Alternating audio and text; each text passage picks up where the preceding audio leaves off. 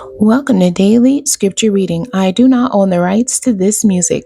First Kings chapter 4, beginning at verse 20 and ending at verse 34. This is the New King James Version. Judah and Israel were as numerous as the sand by the sea in multitude, eating and drinking and rejoicing. So Solomon reigned over all kingdoms from the river to the land of the Philistines as far as the border of Egypt. They brought tribute and served Solomon all the days of his life. Now Solomon's provision for one day was 30 cores of fine flour, 60 cores of meal, 10 fatted oxen, 20 oxen from the pastures, and 100 sheep, besides deer, gazelles, roebucks, and fatted fowl.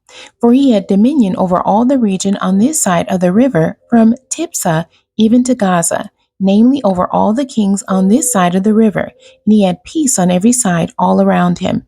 And Judah and Israel dwelt safely, each man under his vine and his fig tree, from Dan as far as Beersheba, all the days of Solomon. Solomon had 40,000 stalls of horses for his chariots, and 12,000 horsemen.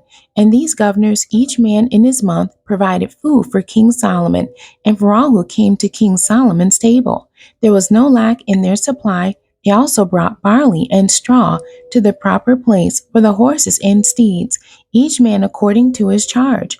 And God gave Solomon wisdom and exceedingly great understanding, and largeness of heart like the sand on the seashore. Thus Solomon's wisdom excelled the wisdom of all the men of the east, and all the wisdom of Egypt, for he was wiser than all men.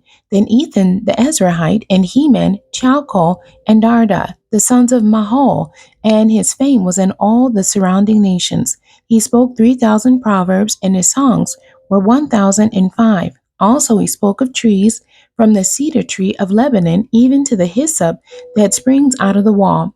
He spoke also of animals, of birds, of creeping things, and of fish, and men of all nations from all the kings of the earth who had heard of his wisdom came to hear the wisdom of Solomon. The end. God bless you, and thank you for joining me today.